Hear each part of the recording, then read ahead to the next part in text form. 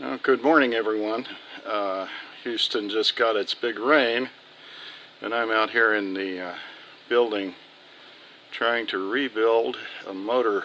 Oh, not a motorhome. It's a fifth wheel RV. I bought it at auction. It had some serious damage to it, so I got a good price on it. Not going to go into that, but I just wanted to kind of go over a few things that I'm doing to it. Some places you might want to look for damage, things like that. First off, some of this might not be too clear, but when you're looking at RVs, make sure you look at the skirting. This is a very good quality Keystone unit. It's a 2005 Cougar.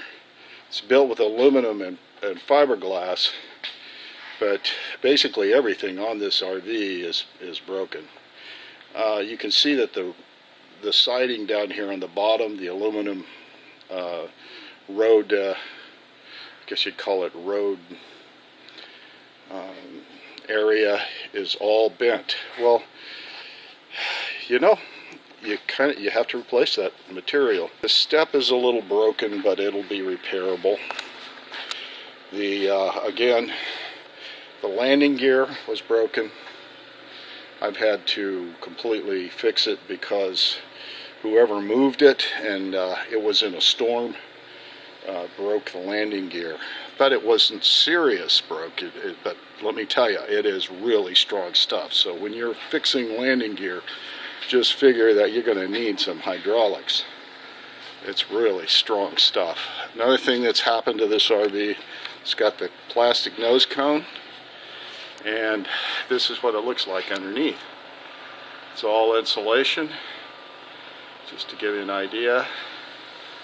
Not too bad under here, not too much water got into it except up in the corners, and that's where you're going to need to look if you ever have to inspect one of these things. Make sure you look for water damage up in these corners, because that's where they're going to get the damage.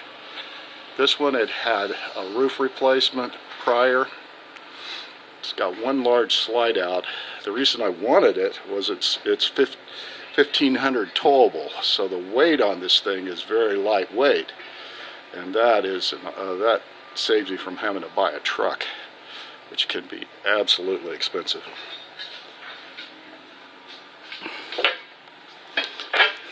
Continuing on, the slide, I had to bring it out manually. If you have to put your manual, you have to pull the manual slide out, it's down underneath, down here. Okay, you're going to see a little plastic panel. That's where it is. Kind of under the staircase, way over on the other side. Just remember, that's the kind of thing you're going to need to be finding when you get one of these, because most of the time the batteries are gone. This one certainly had it gone. Again, damage. This side, the damage wasn't too bad, but the damage on the bottom is bad.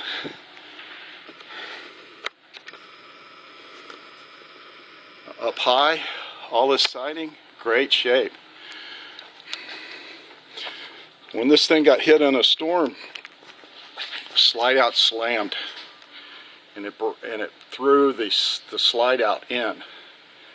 Through everything inside. I'm going to have to repair the slide out. That's not too hard to do, believe it or not.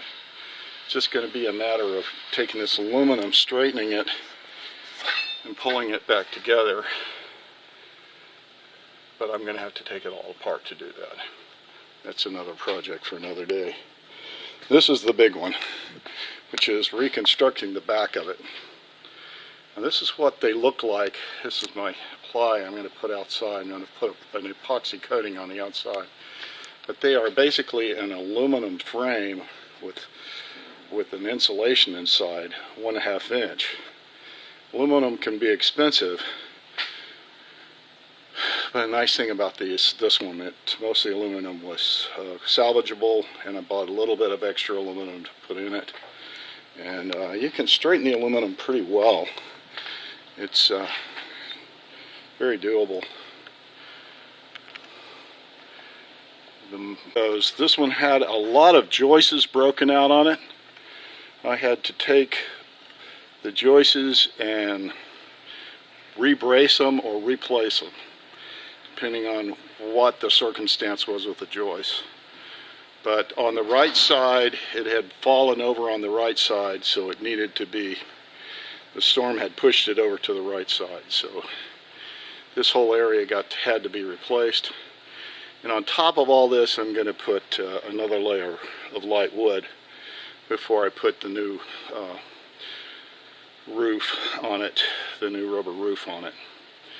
Now, screws and everything else, man, it was a lot of water getting into this unit from all over the place. So you just got to watch out when you're buying something like this, that if it's sat very long, just be aware you're going to have a lot of water and a lot of things you're going to have to replace, because all this plywood had to be replaced due to water damage.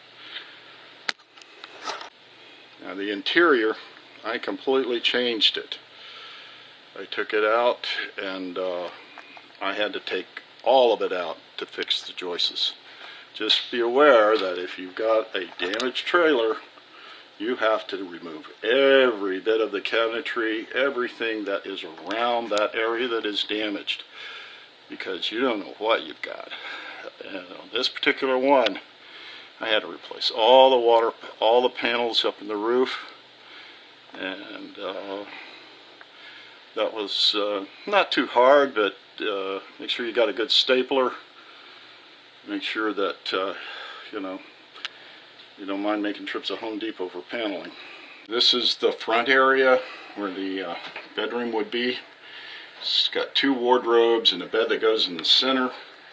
The carpet just needs to be replaced because it's faded. This area right here on top, this got slammed, so I had to replace it. It's also a structural part, so got to make sure that that got replaced.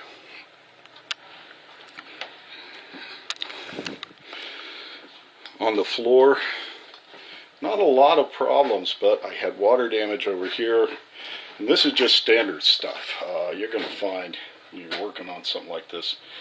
Water damage in here. What I decided to do, rather than replace the entire floor, because it wasn't a very big area, is to take out all the damaged flooring area that I could find, and then just put in a fiberglass plywood mixture into it and seal it up. Makes a real good little bonded area for sealing this kind of area. It will forever stay there, and it makes a pretty good strong structure, and it basically turns into about the same material that you had before you started, glue and wood. Kind of have to watch your mix though. If you're going to put probably a little, if I used the gel coat. It was just and this I just replaced the floor, and it was much easier to do it, just straight up replace it. Didn't need it. I've been working on that. This is its little hot water heater, if you ever want to know where that is, what that looks like. 6-gallon hot water heater. And this is its stove heater for the unit heater. Not sure, I'm going to have to test that. Another nice thing about redoing one of these things, you can redo it the way you would like. It's got big windows. It's got some nice parts to this RV. Things I like, you know, places where I wish that front light was there, but with the fiberglass the way it is, that's not going to happen. There's this area right here with the, let's see if I put a little light on it. Yeah, here. You look, this had glass on it and things like that. I'm going to redo that cabinet. That's pretty ugly. And it's completely hidden when the slide is in. So I'm not sure exactly what I'm going to do. But this is the trailer's information. It is pretty lightweight. Sure. just wanted to give you an idea of what it's like to look at these things. Hope that helps. Let me know. Give me some feedback. I'm going to continue to work on this thing. I'll probably post another one when it's further along.